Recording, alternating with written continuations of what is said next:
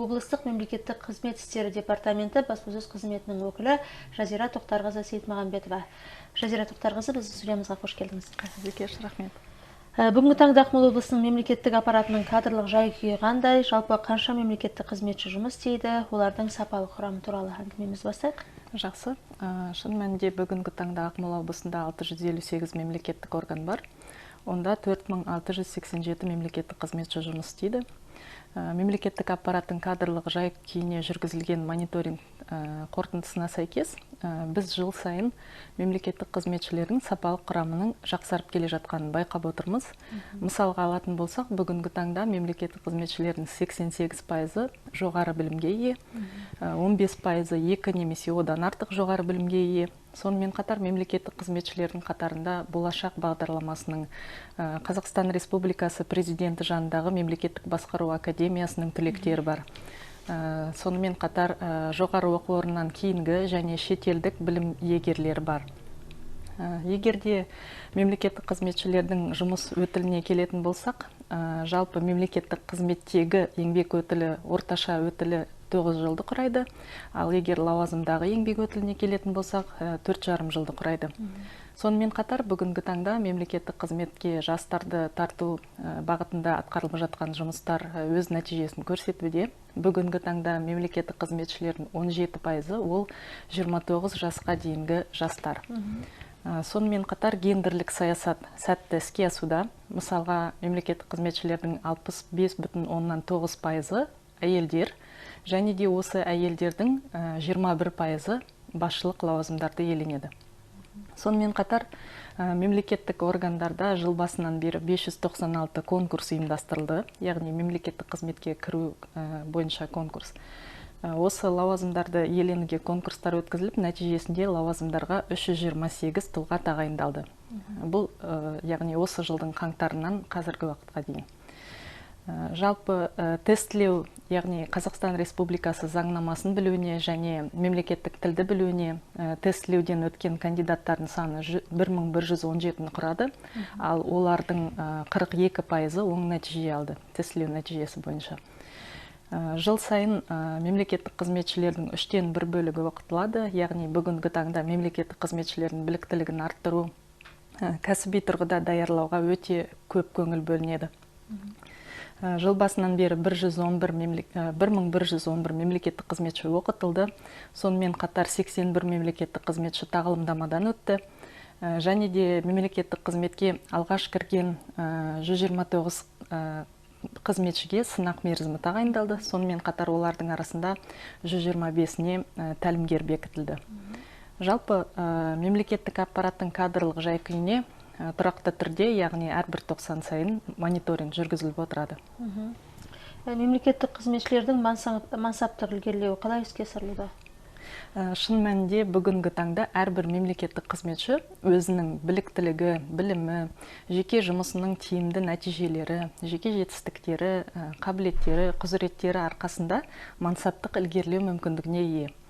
Яғни мемлекеттік қызметшілердің мансаптық ілгерілеуі бүгінгі таңда меритократия қағидатына негізделеді. Бұл қағидатқа сәйкес мемлекеттік қызметке алғаш рет кірген мемлекеттік қызметшілер өз лауазымдарын, яғни өз қызметтерін төменгі лауазымдардан бастайды. Мысалы, бас маман немесе жетекші маман болып. Әрі қарай мансаптық ілгерілеу олардың мемлекеттік органдардың арасында ішінде ұйымдастырылатын ішкі конкурс арқылы іске асырылады. Басқа сөзбен айтқанда, меритократия ол әлде қайда лайықты кадрларды іріктеу және мемлекеттік қызметшілердің жеке жетістіктерін мойындау арқылы оларды әрі қарай кәсіби тұрғыда және мансаптық тұрғыда ілгерілету деген сөз.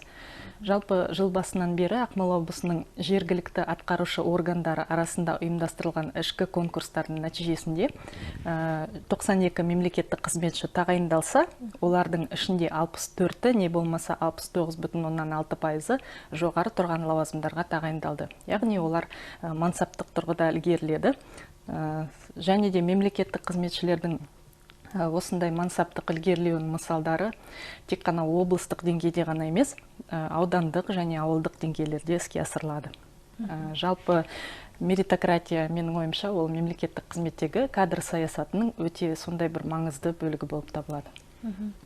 Мемлекеттік қызметке қалай түсуге болады, яғни азаматтар нені білуі тиіс, оларға қандай талаптар қойылады?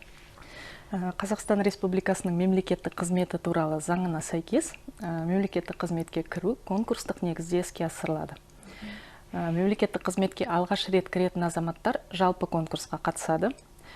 Конкурсқа қатысу үшін азаматтар ең алдымен мемлекеттік тілді және Қазақстан Республикасының заңнамасын білуіне және де жеке қасиеттерін бағалаудан тестілеуден өту керек. Тестілеуге жазылу үшін ең алдымен бағдарламамен танысу керек. Тестілеу бағдарламасы, мысалы, әкімшілік мемлекеттік қызметке түсу бойынша тестілеу бағдарламасы 3 бағдарламадан тұрады. Мысалға алатын болсақ, бірінші бағдарлама, ол көбінесе басшылық лауазымдарды иеленуге арналған бағдарлама. Ол әрине екінші, үшінші бағдарламамен салыстырғанда күрделірек. Екінші, үшінші бағдарламаны көбінесе облыстық, аудандық, ауылдық деңгейлерде бас маман, жетекші маман, немесе басқарма басшылары сияқты лауазымдарды иеленетін тұлғалар таңдайды. Осы бағдарламалармен Қазақстан Республикасы мемлекеттік қызмет істері агенттігінің сайтында, не болмаса электрондық үкімет веб-порталының сайтында, не болмаса халыққа қызмет көрсету орталықтарында таратылған арнайы жаднамаларда танысуға болады. Бағдарламаны таңдағаннан кейін кандидат тестілеуге жазылуы тиіс. Алдын ала жазылу керек, оны egov.kz порталы арқылы іске асырады. Кандидат өздігінен жазыла алады, не болмаса халыққа қызмет көрсету орталығына келе алады. Не болмаса біздің департаменттің базасында арнайы осындай тестілеуге жазылам, мемлекеттік қызметке түсем дейтін кандидаттарға арналған қызмет көрсету бұрышы ашылған. Бізге кандидаттар келеді, біз оларға тестілеуге жазылуға көмектесеміз, консультациялық қызмет көрсетеміз. Тестілеуге жазылу үшін кандидаттардың міндетті түрде электрондық цифрлық қолтаңбасы болу керек, не болмаса олар ұялы азаматтар базасында тіркелуі керек. Тестілеуге жазылған кезде азамат өзіне қолайлы күнді, қолайлы уақытты таңдайды. Тестілеу залы бізде дүйсенбіден жұмаға дейін, таңғы сағат 9-дан кешкі сағат 6:30-ға дейін жұмыс істейді. Күніне тестілеу 2 рет өткізіледі. Таңғы 9-да және түстен кейін сағат 2:30-да. Тестілеу нәтижесі бойынша қажетті балды жинай алмаған кандидат тестілеуді 15 күн тізбелік күннен кейін қайта тапсыра алады. Ал егерде мысалы тестілеу барысында түрлі шпаргалкаларды, телефондарды пайдаланғысы келген, не болмаса өзге адамдардың көмегін пайдаланғысы келген кандидаттар болса, бұл әрине тестілеу ережесін бұзды деген сөз. Және бұндай кандидаттар тестілеу мүмкіндігінен 6 айға, яғни жарты жылға айырылады. Тестілеуден сәтті өткен жағдайда кандидат конкурсқа қатыса алады. Ол үшін бос лауазымдар туралы ақпаратпен танысу керек. Бұл ақпарат агенттіктің сайтында орналастырылады, және де барлық мемлекеттік органдардың сайтында орналастырылады, егер оларда бос лауазымдар болса. Бос лауазымдар туралы хабарландыруда кандидаттардың білімдеріне, еңбек өтіліне қойылатын талаптар, кандидаттардан талап етілетін құжаттар тізімі, электрондық почта, байланыс деректері, барлық пайдалы ақпараттар көрсетіледі. Кандидат өзінің құжаттарын электрондық почта арқылы тапсыра алады, не болмаса egov.kz порталы арқылы тапсыра алады, не болмаса мемлекеттік органның өзіне алып келе алады құжаттарын. Конкурсқа қатысу үшін бар болғаны 3 құжат талап етіледі. Ол өтініш, қызметтік тізім және де диплом, білім туралы дипломның көшірмелері. Құжаттарды қабылдау мерзімі 7 жұмыс күнін құрайды. Мысалға, ол былай есептеледі. Бүгін хабарландыру жарияланса, келесі жұмыс күнінен бастап бірінші күн, яғни 7 жұмыс күні есептеледі. Кандидаттар құжаттарын тапсырғаннан кейін мемлекеттік органның кадр қызметі, не болмаса персоналды басқару қызметі кандидаттардың біліктілік талаптарына сәйкестілігін тексереді. Олардың қызметке кіру шарттарына, яғни сәйкес келетіндігін тексереді. Содан кейін, егер де кандидаттар конкурс талаптарына сәйкес келсе, онда оларды әңгімелесуге жібереді. Әңгімелесу өткізілгеннен кейін конкурстық комиссия шешім қабылдайды. Кандидат жағымды шешім алған жағдайда ол лауазымға тағайындалады. Жалпы мемлекеттік қызметке түсудің қысқаша шарттары осындай. Кандидаттар жаңағы байқаудан өткеннен кейін қанша уақытқа дейін жарайды жаңағы тестілеу? Тестілеуден өткеннен кейін ол 365 күнге, яғни 1 жылға жарамды сертификат. яғни бір жыл бойы олар тестілеуден өтпей-ақ осы сертификатпен барлық конкурстарға қатыса алады. Өздері талаптары сәйкес келетін конкурстарға қатыса алады. Жастармен қандай жұмыстар атқарылып жатыр? Бүгінгі таңда департамент шын мәнінде жастарға өте көп көңіл бөледі.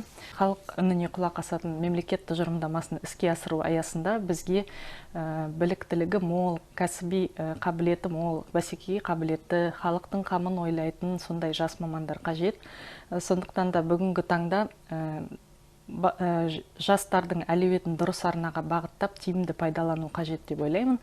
Олар жас мемлекеттік қызметшілер болса, біздің мемлекеттік аппаратқа, мемлекеттік қызметке жаңа идеялар, жаңа жобалар, жаңа бастамалар әкеліп жатады. Біздің жаңғыруымызға, яғни модернизациямызға ықпал етеді. Сол себепті олардың рөлі өте зор.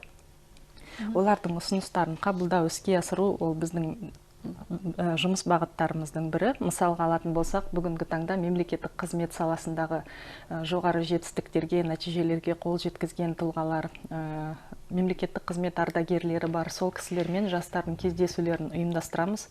Яғни ұрпақтар сабақтастығын қамтамасыз етуге тырысамыз, сақтауға тырысамыз. Олар мемлекеттік қызмет ардагерлері болса, жастарға өздерінің тәжірибесімен бөліседі, өздерінің қалай жұмыс істегендерін бәрін айтады. Содан кейін жастарымыз осындай мемлекеттік қызмет ардагерлерін үлгі тұтып, сол сияқты болсам дейді, осындай жетістіктерге жетсем дейді, яғни сондай мотивациясы артады қызметке деген. Сол себепті бізде жастарға зор көңіл бөлінеді. Жастарды мемлекеттік қызмет жүйесіне тарту жұмыстары қандай нәтиже беруде? Жалпы талантты әрі білімді жастарды мемлекеттік қызметке тарту бағытында өте мол жұмыстар атқарылды. Мемлекеттік органдар арасында, жоғары оқу орындары арасында және департамент арасында 3 жақты меморандум жасалған болатын. Осы меморандумға сәйкес жоғары оқу орындары түлектерін жас мемлекеттік қызметшілер мектебіне тарту жұмысы іске асырылуда. Сонымен қатар ауылдық елді мекендерге жас мамандарды жіберу мақсатында бүгінгі таңда дипломмен ауылға бағдарламасы мемлекеттік қызметшілер үшін де қолжетімді болды.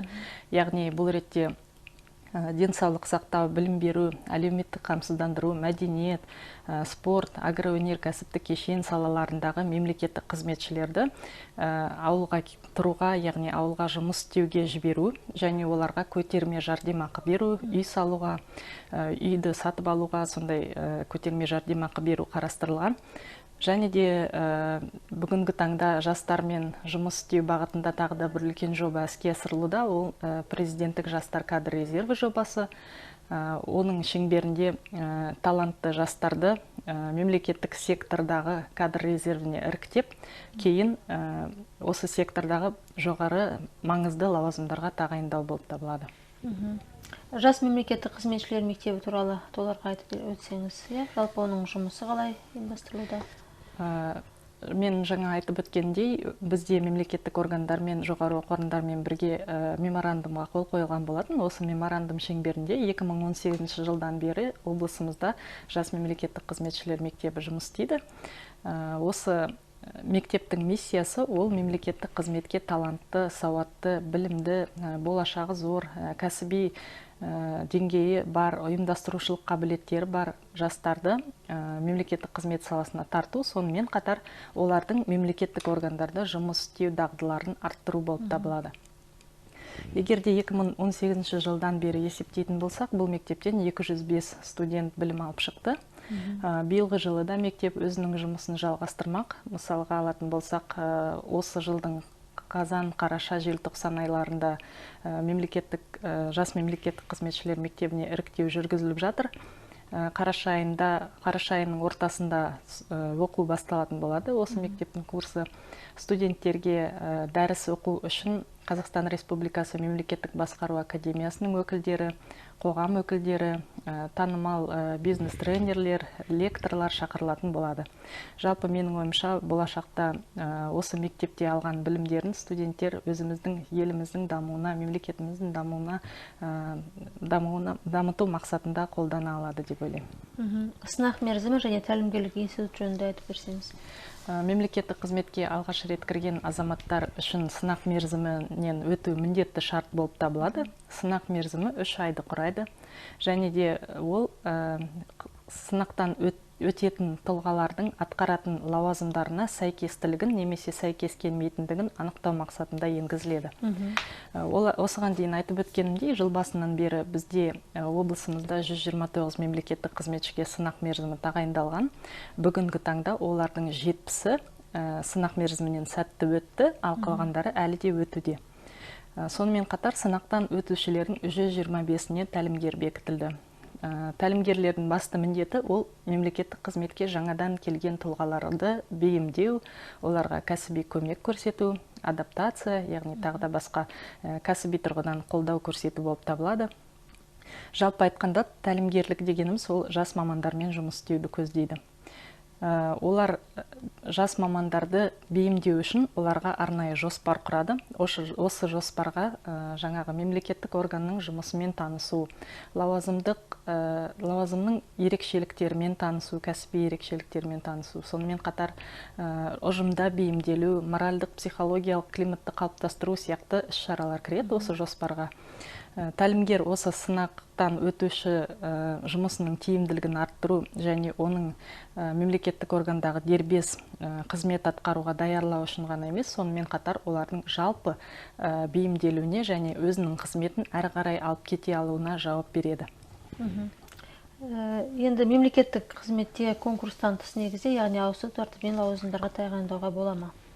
Шын мәнінде бүгінгі таңда Б корпусының әкімшілік лауазымдарын ауысу тәртібімен, яғни конкурстан тыс негізде тағайындау мүмкіндігі қарастырылған. Ауысу мемлекеттік органда тең лауазымға, не болмаса жоғары тұрған лауазымға іске асырылады.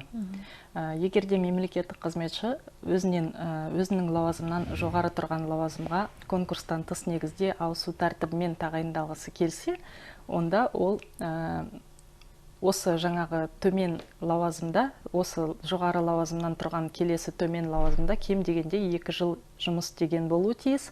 Яғни осындай талап қойылады. Және де мемлекеттік қызметшінің мысалға ауысу тәртібімен тағайындалу үшін әдеп нормаларын бұзғаны, не болмаса мемлекеттік қызметтің беделіне нұқсан келтіретін тәртіптік теріс қылық жасағаны үшін тәртіптік жазаға тартылған болса, яғни осы тәртіптік жазаның шешілмеген жазасы болған жағдайда, онда оған ауысу тәртібімен тағайындалуға рұқсат берілмейді.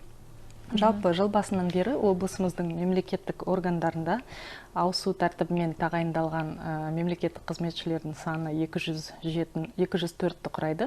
Олардың 137-сі тең дәрежелі лауазымдарға тағайындалған болса, ал 64-ті өздерінен жоғары тұрған лауазымдарға тағайындалды. Жазира Тоқтарқызы, осымен бізге берілген уақыт тамам. Біздің студиямызға келіп, мазмұнды сұхбат берген үшін сізге алғысымызды білдіреміз. Еңбектеріңіз жана берсін. Рахмет. Құрметті көрермен қауым, осымен ашығын айтайық, хабар аяқталды. Еліміз аман болсын. Эфирде келесі кездескенше аман сау болыңыздар.